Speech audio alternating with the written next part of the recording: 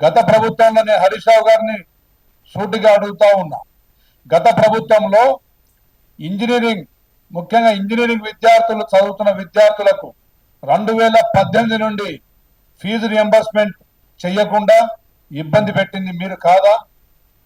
అదేవిధంగా overseas scholarships 2018 నుండి pending పెట్టి వారిని ఇబ్బంది పెట్టింది మీ ప్రభుత్వం కాదా?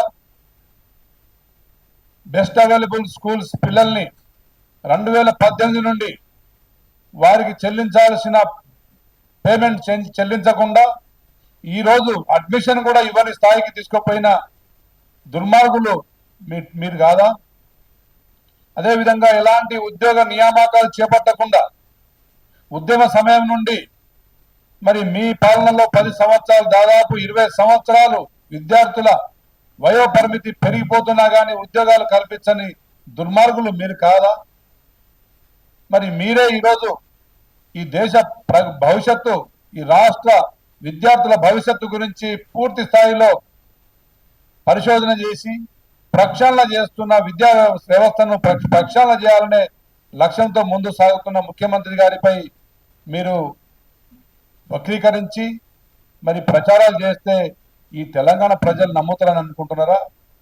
మీ హయాంలోనే విద్యార్థులు ఉద్యమంతోనే 10 సంవత్సరాలు, తర్వాత ఉద్యోగ అవకాశాల కోసం 10 సంవత్సరాలు పడిగాపులు కాసి మరి విద్యార్థుల ఆత్మహత్యల వైపు దారి మళ్ళేటట్టు చేసింది మీరు.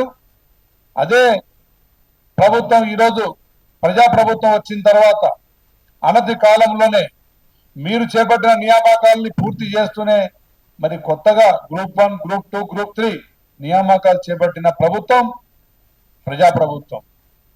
అదేవిధంగా దాదాపు 20,000 టీచర్లకు పదోన్నతులు కల్పించింది మా ప్రభుత్వం, రేవంత్ రెడ్డి గారి ప్రభుత్వం. దాదాపు 46,550 మంది టీచర్లను మరి ట్రాన్స్ఫర్లు చేసి, బదిలీలు చేసి వారు కోరుకున్న ప్రదేశానికి వారికి అవకాశం కల్పించింది మా ప్రభుత్వం. ప్రతి నెల 1వ తారీఖున జీతాలు ఇస్తుంది మా ప్రభుత్వం.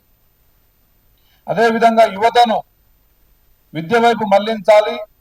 మీరు డ్రగ్స్, అదేవిధంగా లిక్కర్ల వైపు మీరు బానిసలుగా మీరు చేస్తే ఈరోజు రేవంత్ రెడ్డి గారు యువతను ప్రోత్సహిస్తూ క్రీడల వైపు, అదేవిధంగా నైపుణ్యత స్కిల్ డెవలప్మెంట్ వైపు, అదేవిధంగా అడ్వాన్స్ టెక్నాలజీ వైపు, మరియు నాణ్యమైన విద్య వైపు ఈరోజు విద్యార్థుల్ని మరి ఉత్తేజపరుస్తూ ఒక సంకల్పంతో విద్యార్థుల్ని ఒక లక్ష్య సాధనలో ముందు సాగాలని మరి విద్యార్థులను ఈరోజు ప్రేరేపిస్తూ మరి ఈరోజు ఇంజనీరింగ్ కళాశాలలకు ఫీజు రియంబర్స్మెంట్లు చేస్తూ ఓవర్సీస్ స్కాలర్షిప్ క్లియర్ చేస్తూ మీరు పెట్టిన ప్రతి బకాయిని క్లియర్ చేస్తూ ముందుకు సాగుతున్న ముఖ్యమంత్రి గారు విద్యార్థులకు మొదటి రోజునే యూనిఫామ్స్ ఇచ్చి వారికి ఒక పాఠ్య పుస్తకాలు, నోట్బుక్స్లన్నీ మొదటి రోజే అందించి బడిబాట కార్యక్రమాన్ని చేపట్టి మరి